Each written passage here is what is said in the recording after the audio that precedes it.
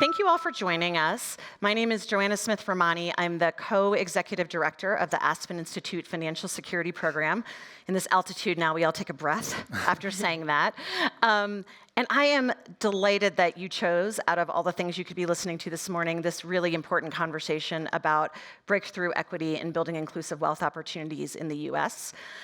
We probably don't need to start from a place of how bad off we are in this country. I think some of the statistics will come out as we go through it.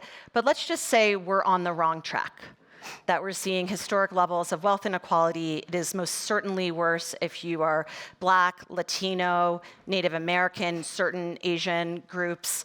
And it's the kind of wealth inequality that is actually unsustainable for our democracy. So this isn't just a question of my personal wealth or any of my panelists' personal wealth and their own individual decisions of what they want to do in their life and their economic dignity and their intergenerational wealth. To be clear, those all matter, and that's why I get up every single day. But it actually matters for our country as well. And so I am just thrilled to get into this conversation with my amazing panelists about actually the role of the private sector in this. Let me just state that the reason we have so much wealth inequality in this country, and in particular why Black and brown households have so little wealth compared to white households, is because of systemic reasons. It's not because of bad choosing. It's not because of avocado toast. It's not because of too much Starbucks. It's not because people want to be poor. It's because of a set of systems that started in our country from the very beginning that led us here. So that also means there are policy solutions that we need, and most certainly at the Financial Security Program, we work on those. However, if you all have been at the festival this week, we know a couple of things, one of which is our government may not respond to all the needs that we have as quick as we need them to. There are many urgent problems that are getting attention. And secondly, the founding of the Aspen Institute is really around what is private sector leadership in these issues. So we believe that even if there was perfect policy, we would still need all of the institutions represented on the stage, represented in the audience, to come forward and do their part with leadership and action taking. And that's really why we're going to focus on that today. So I am going to get us going. I do want to call out, we have this amazing panel. I'm going to let them briefly introduce themselves. Bios are deep in the app, but except for our newest member of our panel, Melissa Bradley, who is the founder and CEO and general partner of 1863 Ventures. So Google her. Truly one of the most amazing people in the country right now working on these issues. And she's a sub because of the Aspen flight challenges. Frankly, we're all the lucky ones, not just because we're in Aspen, but because we got into Aspen. It's been real challenging this week. But I'm just delighted Melissa can be on our stage, and I wanted to call her out because you won't see her in the app or anything. So let me just let you guys introduce yourselves. I feel like that's the most respectful way to do it, but just briefly, because we'll get into who you are, what drives you, your leadership, and what you do in your professional role as we go. But just so they know, these beautiful brains. Did anyone go to the session before this around? Yeah, thank you. That was one of the most delightful things I've ever seen at the Institute. But what they talked about is how we all have beautiful, fluffy hippocampus in our brains. And so I'm telling you all, the beautiful brains on my panel, I'm bringing that into this session. I would love for you to introduce yourselves. Do you want to go first, Christy? Sure, happy to. Good morning, everyone. I'm Christy Furco. I'm the head of diverse segments, representation, and inclusion, which is a mouthful, at Wells Fargo. I've been in this role now for about 6 months, and prior to that, I was the CEO of the home lending business for the company. Good morning, everyone. Ariel Meyerstein. I lead the community and business engagement team in Citi's community investing and development function. I've been helping to lead our Action for Racial Equity initiative over the last 2 years. Hi, good morning, everyone. I'm Annalisa Miller. I'm the executive director of Ownership Works. We're a new nonprofit organization that has a mission to increase prosperity through shared ownership at work. Thanks for the invitation to be here today. My name is Melissa Bradley. I'm a mother of 6, married to my wife for 20 years. I'm a professor of practice at Georgetown University, and I'm the founder and general partner of 1863 Ventures. Our mission is to create $100 billion of new wealth by new majority entrepreneurs by 2030. Fantastic. So, right, aren't we just the luckiest people to be here? I know, just clapping because of who they are. Again, they're fluffy hippocampus. Now I'm like a scientist on stage. So I want to get started with kind of the the personal for everyone, or as personal as you want to be on a recorded, with a live audience in a recorded video here. But truly, I mean, the talent and really seriously, like the brain power on the stage, regardless of my joking about beautiful brains, I mean, it seriously is huge, and you could do anything. I mean, knowing you all, I know that's true. And your work, the most hours you spend in a week is actually professionally on wealth building and inclusive wealth building in the US. And I'd love to hear why first. Like, why is this what you're doing? And maybe Annalisa, you could kick this off because you've had a wide career like many of those on stage. Sure. So I really have an idealism about me when it comes to the American dream, and that has everything to do with my upbringing. I was raised by a single immigrant mother, moved to this country when I was 6 years old, and somehow, through grit and hard work, she managed to realize the American dream for our family. And it wasn't easy. At times she had 3 jobs, but she was able to buy a house and provide our family with an appreciating asset. And that was able to fund her retirement, or help fund her retirement. And so, it really, truly breaks my heart that this dream is fading for so many Americans. And we know that it was out of reach for generations, Black, Brown, Native Americans. But it's fading for everyone, which means people of color are in an even worse position. And it's just staggering that a tiny fraction of this country compounds wealth at an enormous rate, and the majority of us can barely make ends meet and can't really dream about building wealth in the same ways that we like to think about the American dream these days. 60% of Americans live paycheck to paycheck. Wealth inequalities income inequality is at the highest that it's been in 75 years. This pathway to the American dream that I described, that my family realized, home ownership is further and further out of reach. So between 2010 and 2022, home prices rose 74%. But the average salary went up only 54%. And in certain cities and states, that gap is even wider. So it's really critical. People are struggling and suffering, and wealth concentration has huge impacts on economic mobility and financial security. So I do this every day because I really want this dream to be a reality for more and more Americans, and for families to get out of a place of struggling and into a place of prospering. Melissa, picking up on that, for you, where is there kind of hope in these ambitious goals? Side. How did you do? I cannot do that. I love that you can do that. Or where do you think, for you, the ambitious goals and the drive every day come from, given the struggles and the sort of real upward battle we're on? I mean, to be real about it. Yeah, I think I do this because I don't think I know how to do anything else. My single-parent household, my father died of a massive heart attack when I was 3 months old. She is now 95 years old, and she is still yet to ever own a home.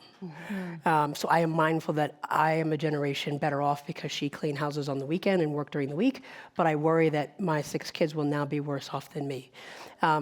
For me, I think going to high school, being bused, and understanding the intersection of race and class was in my face, of being one of 20 kids going to an all-white private school where Maseratis were picked out and I was showing up on the short blue bus.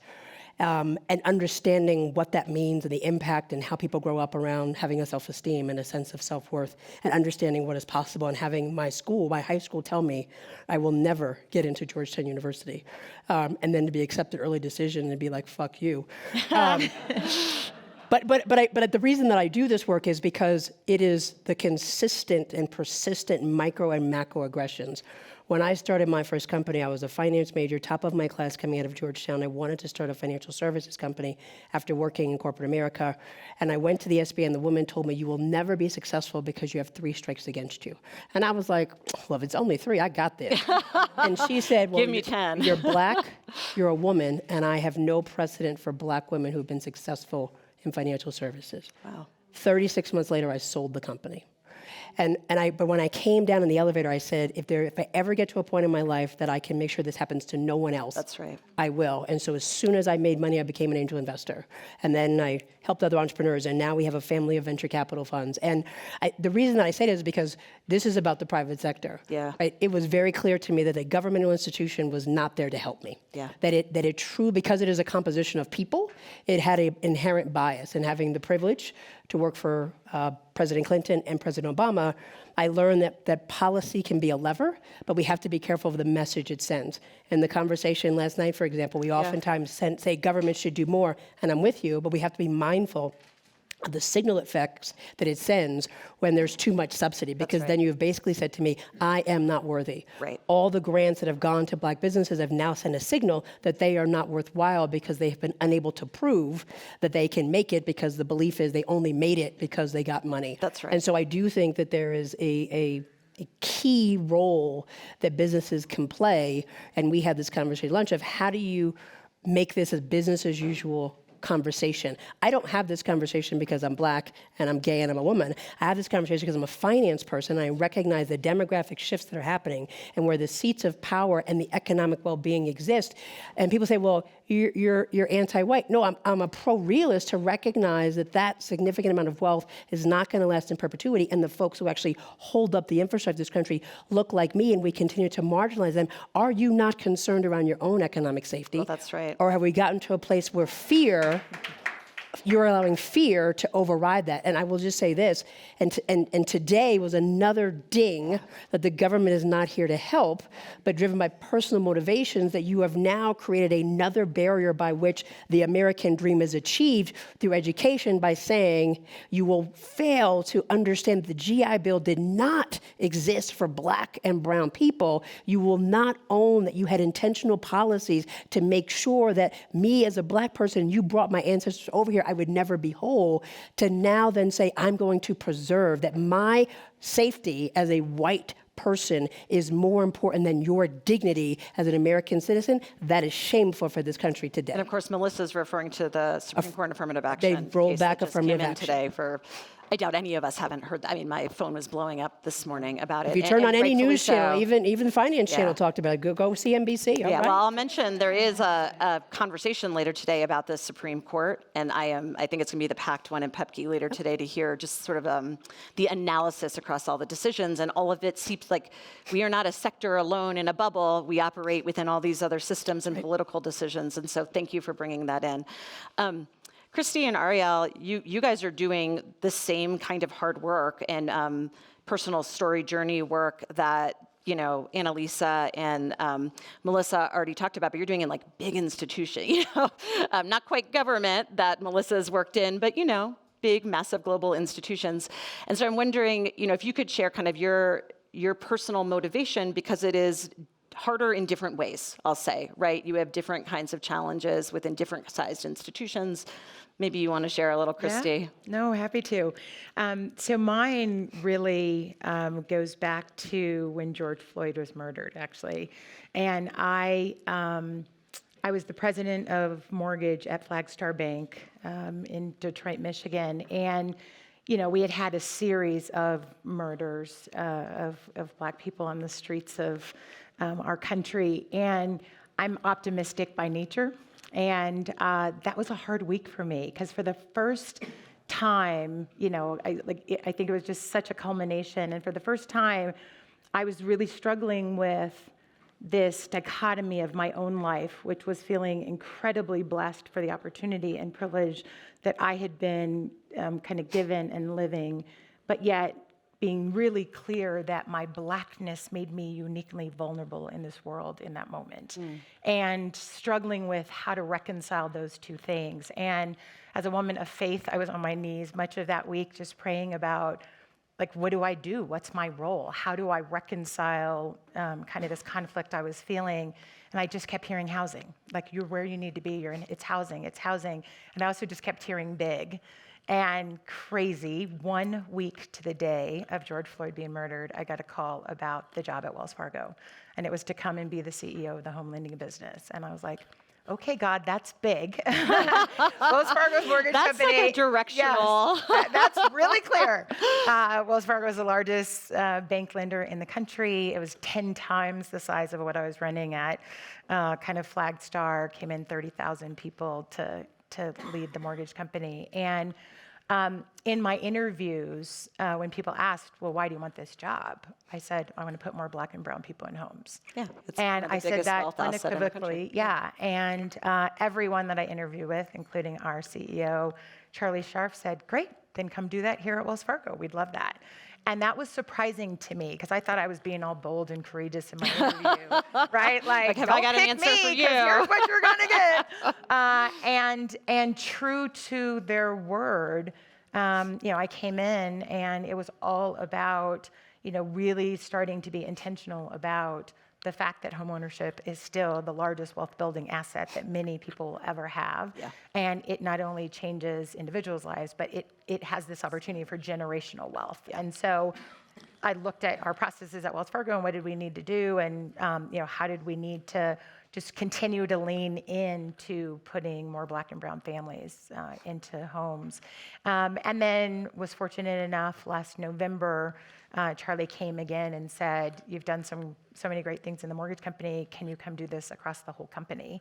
And so that's the diverse segments, representation and inclusion. And I really applaud Charlie for his vision, and for those of you who are in his economic panel yesterday with Roger Ferguson, I mean, he talked a little bit about his passion, but he's very focused on the diverse segments, representation, inclusion. I joke about it being a long title, but he was very intentional about what that was. And diverse segments is first because he wanted to be intentional that as the third largest bank in our country, that we had the resources to be able to have a substantial impact on these underserved communities, and that we could and should be able to do more. So diverse segments was about all of the racial equity initiatives across all of the different businesses, be it small business, be it consumer, be it home lending, be it the corporate investment bank, the commercial bank, and how do you think about those, but being intentional about growing our businesses there. And then the representation and inclusion is more of your classic DE&I, which is we have to look like America, especially as a consumer bank, that as we're engaging with our 66 million customers, we have to be able to look like them to understand their issues and their decisions and plight. And that has to be at every level in the company, including our board. And so really pleased that I got promoted into my position. I'm the first Black woman ever to be on the operating committee at Wells Fargo. And again, it's just Charlie putting his money where his mouth is about, like, we have to do this work and be consistent to it. Fantastic. We're going to get into, after Ariel shares kind of his story with us, into like what are the things you're working on that people here need to know about, because it's the stuff that gives us, and like I say hope versus optimism, because optimism feels really passive. Like, oh, I'm optimistic that it'll be sunny today and I'll get a tan. Like, I guess it'll happen. But hope means like you think real things are happening and you can be part of them.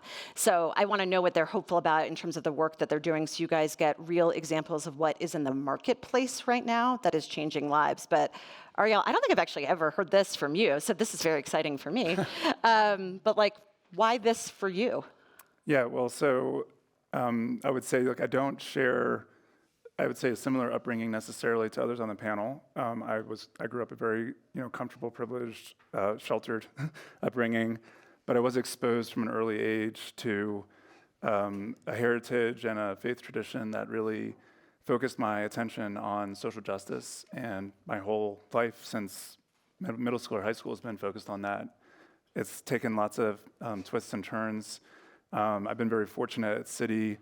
Originally was working on our sustainability and ESG team for 4.5 years, and I did work on human rights and indigenous peoples, climate change, modern slavery, and similarly, when the murder of George Floyd happened, and that whole summer of 2020, leadership at Citi said, we need a response. We had been doing financial inclusion and other work for a very long time, but it wasn't with the same intentionality. It wasn't with the same focus on racial equity. And so a task force was pulled together, really a groundswell, just an open call from different businesses, functions. What are your ideas? What can you do from where you sit to impact this issue? How can you embed racial equity into your work? I got involved from where I was sitting, but was not kind of involved in leading it at the time. And then, the opportunity opened up to step into that role and really help continue to drive the initiative. So 2 years ago, I stepped into that and in helping to lead Action for Racial Equity, which was a $1.1 billion commitment across different businesses and services, several pillars focused on expanding banking and access to credit, supporting entrepreneurs, home ownership, and a very significant fourth pillar, which is on working towards becoming an anti-racist institution and spreading anti-racist practices in the financial sector. Fantastic. So it's been a real privilege to be part of the work. It has intersected with my own personal story. I'm very proudly married to a Black woman, and I have biracial children, and it's an important thing that we have to work on as a society, and we'll get more into the what? The dollars and cents, Yes. and why it makes sense for other reasons, but it's fundamentally a moral call for me. Yeah, thank you so much.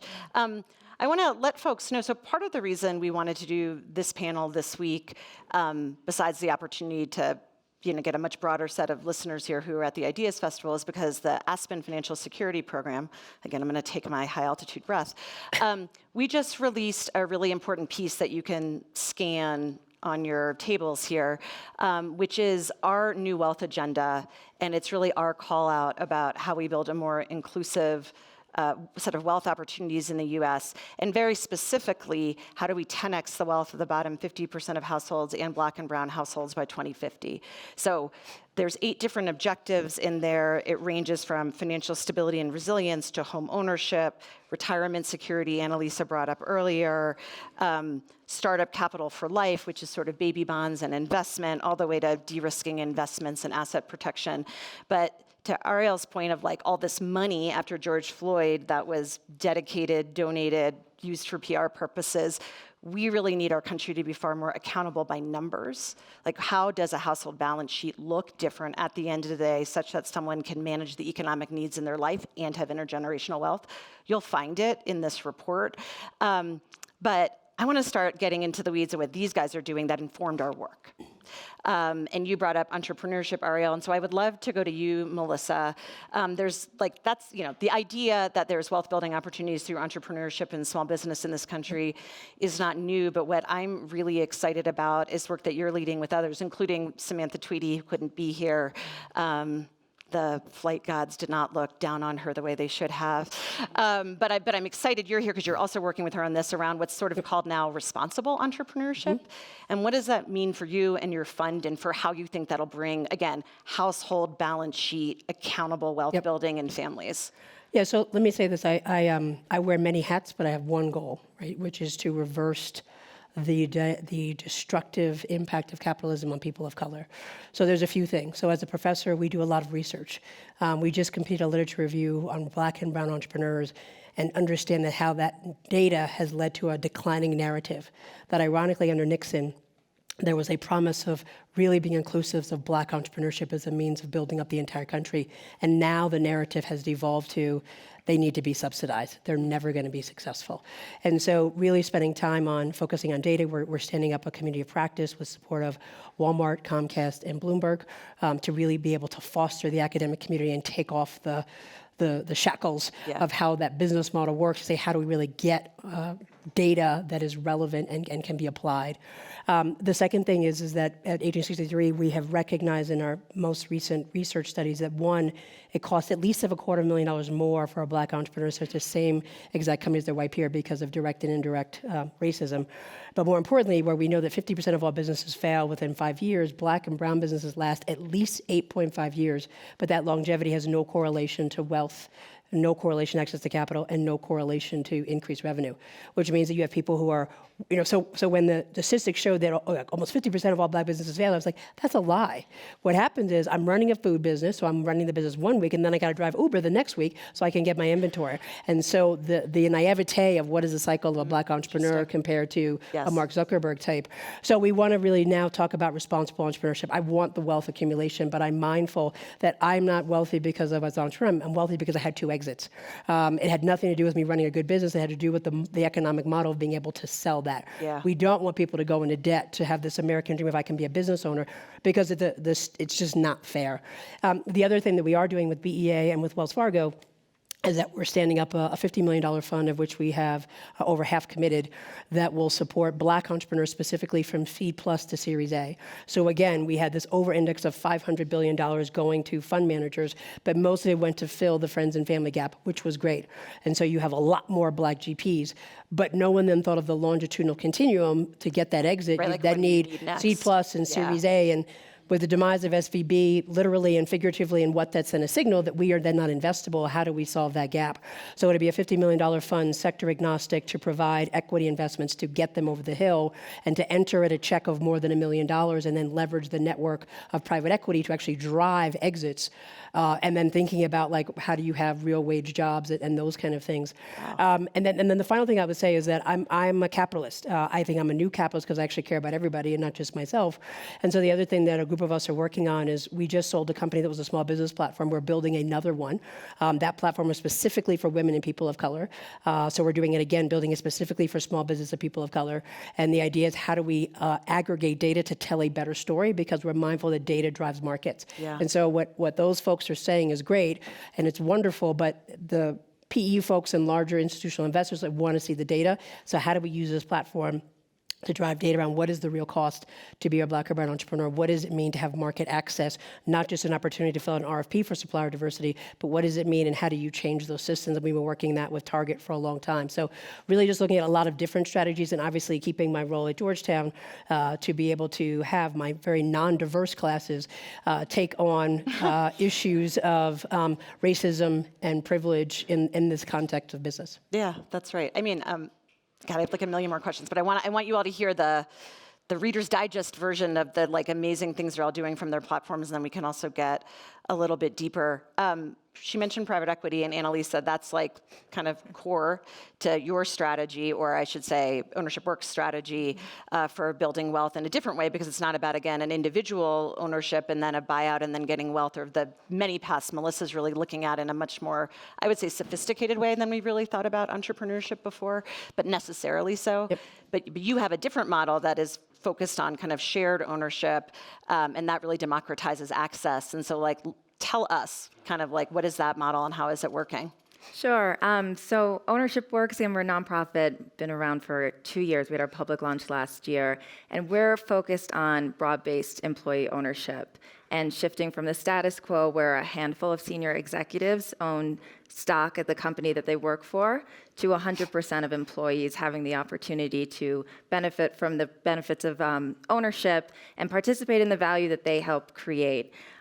So employee ownership isn't new. It's been around for decades, but it's had a hard time scaling. The dominant model is the employee stock option plan. It's a retirement plan regulated by ERISA. It doesn't work for a lot of private and public corporations. And so we're creating new models of employee ownership that are easier to implement, and we're working with private equity to implement these models in their portfolio companies. And so it's a really efficient way to expand broad-based employee ownership, because the decision of one investor can impact dozens of companies and thousands of employees.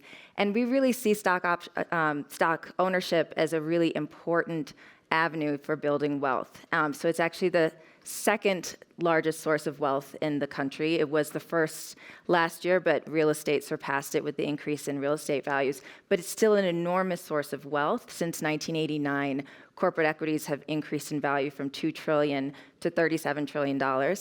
And the top 1% owns 50% of that wealth. The top 10% owns 90% of that wealth, and the bottom half of all households owns 0.6% of all wealth from stock ownership. And that's actually lower than 1989, when they held 1.3% of that wealth. So we're losing ground, and then the disparity is also staggering across racial lines. So white households own 90% of all wealth from stock ownership, while Black and Hispanic households combined own just 2%. So stock ownership really matters. Yeah. At the nonprofit, we've set a goal of creating at least $20 billion in wealth for workers through broad-based employee ownership by 2030, and we have a really great runway to get there. We work with 25 private equity firms. They've made firm commitments to implement broad-based ownership programs in at least 3 of their portfolio companies over a 2 to 3 year period. And this includes major players. So our founder is co-head of global private equity at KKR. Apollo, Ares, TPG, Leonard Green, Goldman Sachs, a number of other really large private equity firms are engaged in this. So far, 66 companies have implemented broad-based programs, reaching 95,000 employees. We've only been at this for a year since our public launch, so we expect these numbers to go up. And because KKR has been at this longer, there's been $350 million distributed to workers in the last year, of which $150 million has gone to workers of color and $120 million has gone to low and moderate income workers. So there's a lot of potential here and a really important runway to hit that $20 billion goal. And it's a really exciting initiative with the private sector to drive change and be a model for how we can open up a really important wealth creation opportunity for, everyday workers. Well, and again, thinking about Melissa's just like really profound and important earlier comments, it's not like a deficit model. It's not, we're doing you a favor model, right? It's really about how does, there are wealthy people in this country. Many of you in this room probably are, based on, ideas of and who comes to Aspen. And that's okay, but you guys have figured it out, and we just need to expand for who these capitalist markets models work for more people, right? This isn't about no one having wealth, it's about more people having wealth. And that's why I really appreciate what both of you are doing, saying what is sort of best practice out there of how other people are making money, and how can we just get more people to make money that way, right? You both work at banks, and you both have two different models of how you're leveraging kind of what Citi and Wells, where you sit in the country, and what your kind of assets are, frankly, to come to bear. And I guess I don't really mean that financially, but I do also, but I'm more thinking about institutional assets. So Ariel, say a little about kind of Citi's approach, and then Christy, yours will be different, which is really interesting to see, again, the different ways similar kinds of private sector institutions, financial service firms are actually approaching this differently, but importantly. Yeah, so just building on that, and it's not a deficit model.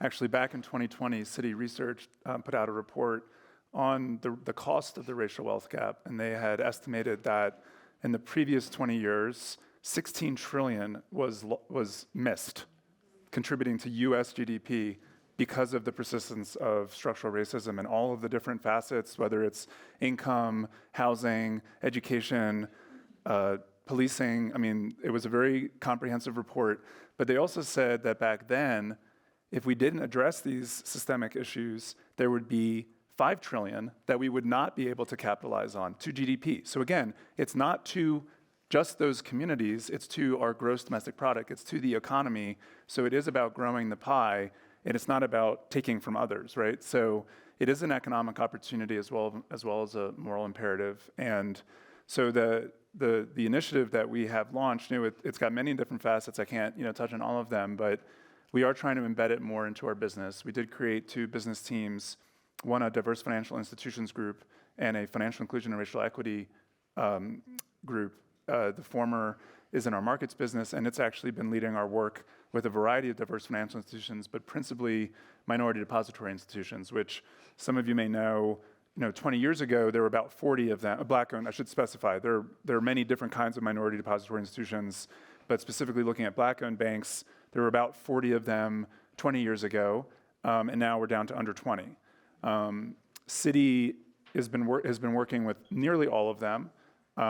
We've made 12 equity investments in a number of them, and then also doing about 46 million in equity investments, and then almost another 50 million in loan participation opportunities. So inviting them into deals, into syndicates that we're doing with our affordable housing finance business. We're also partnering with them very directly. We've seconded several executives to help them in their business, help them with their technology and other capabilities, and doing other work with them.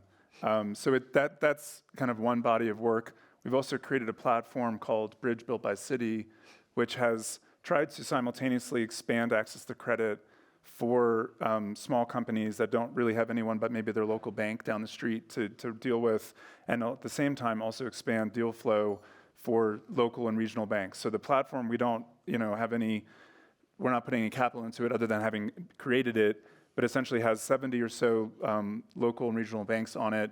20 of them are MDIs, and then a lot of small businesses, including now Walmart has opened it up to their supply chain, and so has Best Buy.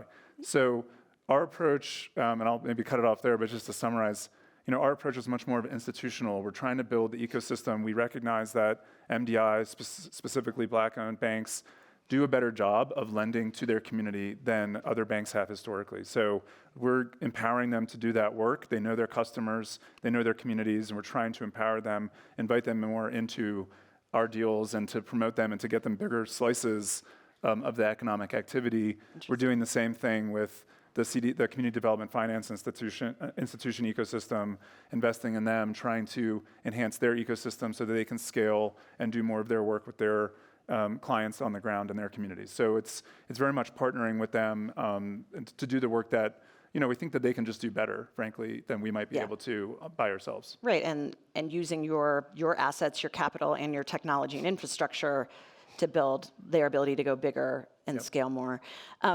Christy, your approach at Wells is actually more direct to consumer, which I think is, again, an interesting sense of I am a leader, like we're a leadership institution, at our heart at Aspen.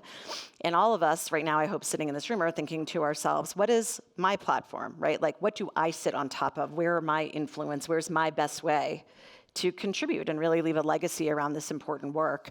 And so what is your perspective about Wells' highest and best use and how, thinking about how that's different than from a different institution, cities? Yeah, no, it's really important. And I'll pick up where you left off with the MDIs, because I think we too did a $50 million investment in 13 MDIs. And part of that was recognizing with Wells Fargo and kind of our brand and some of the challenges we've had in some of these communities, that to better leverage the relationships of people who are in the community and on the ground and lending. And there are things that MDIs will be able to do that a Wells Fargo wouldn't, right? Because of our risk model or our risk appetite or what have you. Or community trust. And community trust, which was the biggest one by far. Yeah. So I think once we kind of realized that, and it's something we knew, it wasn't that we came to this epiphany, but something that we knew, MDIs were a very effective way for us to be able to do that.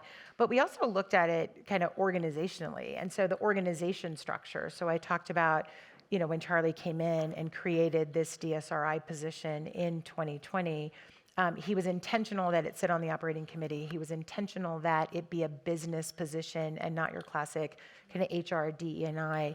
But he was also intentional that the diverse segment leaders had a dual reporting line into the CEOs of the business and into this position, because he wanted to make sure that we can get traction and there was business ownership about what we would do. And I would think of the initial phase of this, the first 3 years, almost as a startup, right? We said, we've got capital, we want to put it to work in these communities, and so what do we want to do it? And I would call it a little bit of a scatter shot, where we said, let's do a bunch of things and see what works. So the MDI thing was one. We announced a $50 million grant that we did with the NAACP, I think the largest single grant that they've had, again, about infrastructure building inside of that. We did a partnership with the National Urban League, where we invested $5 million to do a diverse appraisal program. And that one was actually really interesting, looking at kind of appraisers and in-home ownership, right? You're hearing all this stuff from the White House PAVE report about appraisal bias. Well, the fact of the matter is 95% of all appraisers in this country are white, and they're at the average age of 56. So talk about a system that is broken and in need of kind of repair. So what we did is we did a cohort program inside of Wells Fargo, initially starting with kind of 25, a cohort program, 25 apprenticeship program, 25 individuals, 90% of who were diverse. And we actually put them to the training, had them connected to an apprenticeship, and we said, at 25 a pop, right, in a year, like this will take us forever. So the $5 million grant to the National Urban League was to say, let's utilize our partners, we'll give them the program, but they have grassroots that can spread this out across the country, and we can scale more quickly. So there's a number of things, the special purpose credit program is another one where we looked, and again, this is where, and we'll get into this, but this is where I think public-private partnerships are really important. And so the HUD Secretary Fudge, clarifying the rulemaking that special purpose credit programs were legal and that you could create programs on the basis of race. We took that and said, great. We will look at all the blacks in our servicing portfolio that did not take advantage of refinancing over the last 2 years, the lowest interest rate environment in our history. They were still sitting at 6-7% interest rates.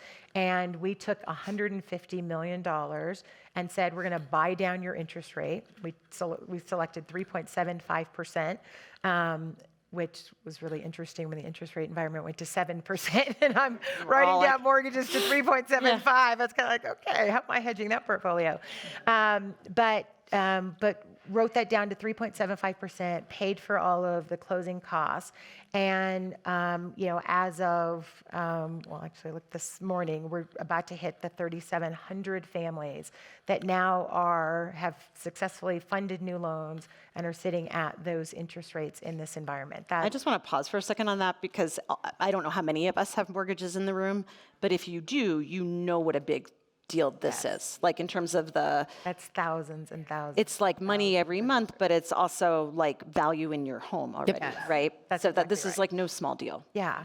And so that was, like I said, so scattershot. We wanted to do a bunch of things. And now the focus in this kind of next phase is what are the structural, systemic things that we can really start to look, building infrastructure. So this is sustainable beyond an initiative. So this is sustainable beyond Christy Furco, beyond Charlie Scharf, that this is what Wells Fargo will do and share that with industry, with partners to say, how do we make sure that this is something that can be replicable and scalable across the country to really start to have an impact. I don't think your colleagues wanted to hear a post-Christie world, so we'll pretend you didn't say that. All right. There's no post-Christie world. No, we cannot have that. There's no post any of these world. We're about to go to questions, but I do want to ask you guys, just like in a real soundbite, what are the other parts of the private sector, capitalist side of our world, like the non-policy parts that you're also interested in us exploring around wealth building that you think really matters? It could be the parts you're working on, but I'm just actually curious. We gave a handful of examples that are deeply led, like private sector opportunities, but there are so many more, and I'm just wondering, is the phrase the gleam in your eye? My dad is an immigrant, and I say these phrases wrong all the time. It's gleam in your eye? Is that Glimmer? right? Glimmer? Gleam. Glimmer. Okay. Is there a one word sort of glimmer in your eye? Like it's retirement accounts or it's baby bonds or whatever. I don't want to put ideas out there. They should be yours. But I'd be curious where else, because that's directional for us. Where else do we need to go to dig deeper, again, into how things are building wealth for other people, but not for all people? I won't decide who goes first. Just shout it into the crowd. Courageous conversations. Thank you. Yeah. Education and financial empowerment. I'm doubling down on employee ownership because it's new and people don't know about it. That's and we right. need to Double spread down on your thing. the word. Right? Exactly. I would say I would agree with early wealth building accounts. We've done some work in that area. And also, I've recently learned about the family self-sufficiency program that HUD does with affordable housing, and I think it's a really innovative program that doesn't, it's reached its potential in the sense that it's proven its value, but it hasn't fully been scaled to the Yeah, it hasn't reached its effect. potential for residents. So it really is, yeah. I think waiting for significant support. I just want to underscore mine again, though. Sorry. Yeah. Courageous conversations, because what we saw today is that if we don't have those conversations, things will roll back. That's right. And being over 50, I do not want maybe I'll have grandkids one day, but the ebbs and flows of whatever political spectrum, I think for me, I think particularly the intelligentsia of this group is to say, we're not going to solve this through a series of programs and products. That's right. Because those can come and go. If there is not an inherent belief of everybody in this room that I deserve to be as wealthy as the fuck as I want to be, we have a fundamental problem. Because many of you have no problem doing that, but we can't do it if it's on the backs of somebody else and it's predatory or just systematically racist inherently. And I think we have come to a comfort level that this country was was built on the backs of black people. Banks exist because the slaves were assets. If we don't start there, we're going to build things that are just sitting on a faulty structure that ultimately, when you have over 20% of Americans believing that we will have a civil war within 10 years, that's a problem because we're not talking to each other, we're talking about each other across each other. Thank you, Melissa. Yeah, that's good. I think that's an exceptional point. That And is great question. let me get a couple questions in the group. Maybe we could just have people, we'll get 3 questions said, and then we'll see how we answer them, just to get as much into the crowd as possible. You got to get the amen corner in the back. That's Yes. My sister is, she is She's been on it, snapping. man. I know, I'm gonna let Melissa choose. But again, we're just gonna hear the question, so we get a couple, and then I promise we'll get some answers out there too. One, I just want to say, Joanna, I really appreciate you bringing up the question, the last question she just brought up. And then I think it was Christy who talked about education, my girl. As Jade Sands, hello everybody. As an educator with KIPP and Achievement First, charter schools in the house, I'm sorry, let me back up. As I'm sitting in this conversation, being someone who is a part of the middle class, right? I'm hearing conversations around home buying and businesses.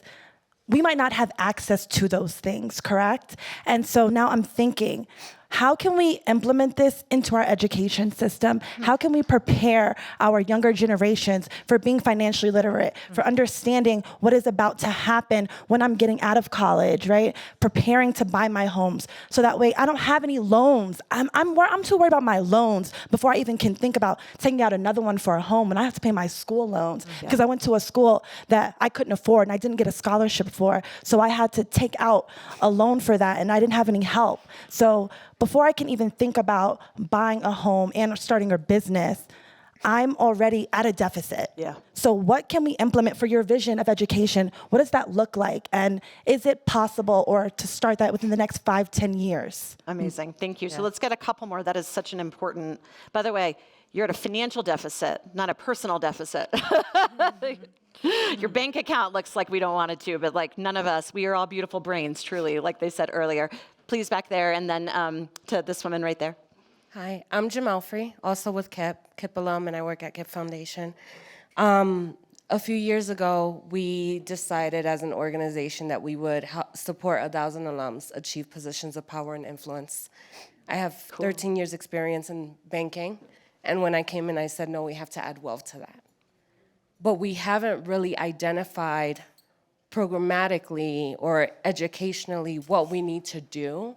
And these things are great, but I think I would love some recommendations, some things you can suggest so that we as an organization that's focused on educating the next generation of leaders can just do a better job, not just with our students, but with our community. Yeah. Our alums are already at a financial deficit, so we're starting to do some work around that, but it's just not enough. The gap is already so wide, even for our alums, who are underpaid and underemployed. Thank you. That's such an important question. And I'll call out what I also hear in that, and that we talk a lot about in our well, I shouldn't say we talk about, we act on in our program, is the intersecting sectors that need to work together to actually, and not to just like plug my paper again, but it does talk about intersecting sectors, because you're right? Like we may have some ideas, but you are working directly with students and you're in education institutions that can do something big here too. Let me get this last question in, and then we'll get to some answers. So be thinking, profound thoughts.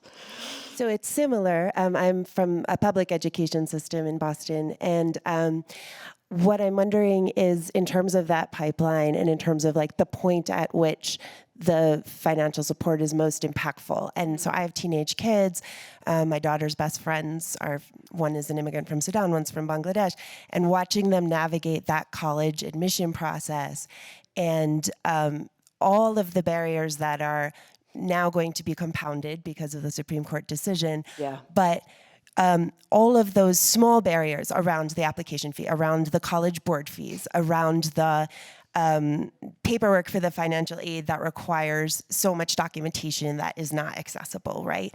And I see so many bright, young, talented kids who have the capability to attend our most elite institutions. And 2 of my former students are off to Yale and and Harvard and all these places. So like I see it, but the place at which that support is necessary seems to me, as my colleagues in the field have said, like earlier in the pipeline. And I'm just wondering what you think about that. I just want to call out like how amazing it is that we have so many educators in the room. That is a How lot, beautiful yeah. that is.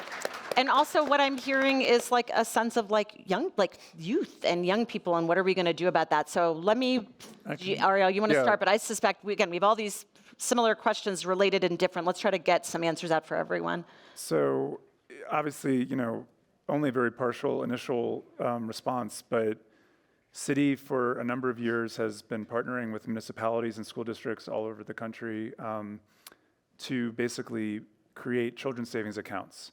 So San Francisco kicked it off with a program called K2C, and actually so kindergarten to college, their first graduating high school class was this past spring.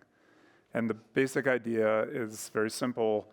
The school district creates accounts, escrow accounts for children. They can decide to implement a program where they're putting in $50, whatever they want to start them with, $50, $100 at different milestones, or to reward certain things that they do, or to get them to fill out paperwork, whatever it might be, they can decide to deposit money.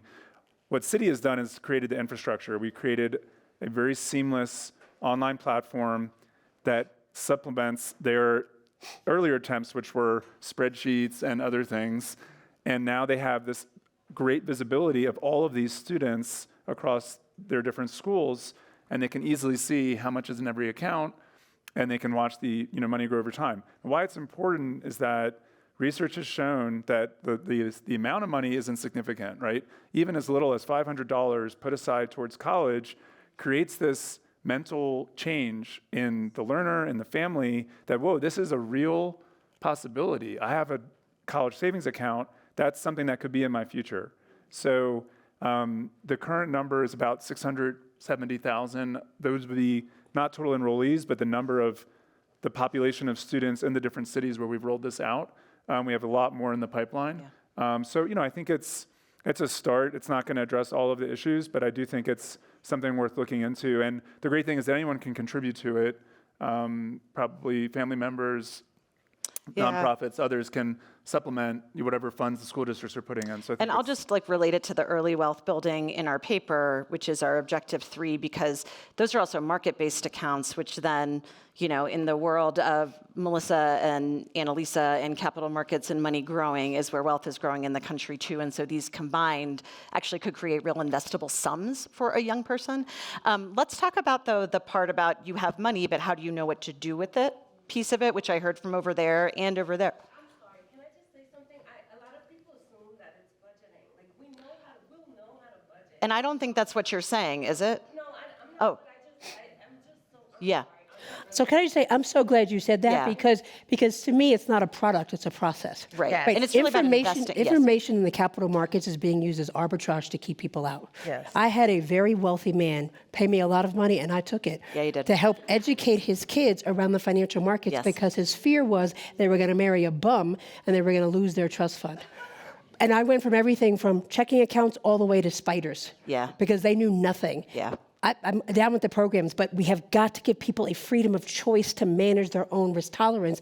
And again, we start with savings accounts, that's great, but that's not where you make money in this country, let's be honest. Which is why I brought up So the I wealth do building. think that there is an education that has to happen of demystifying that, if I just have money and I can keep it, that's not how you get wealthy in this country. You have to be able to risk it.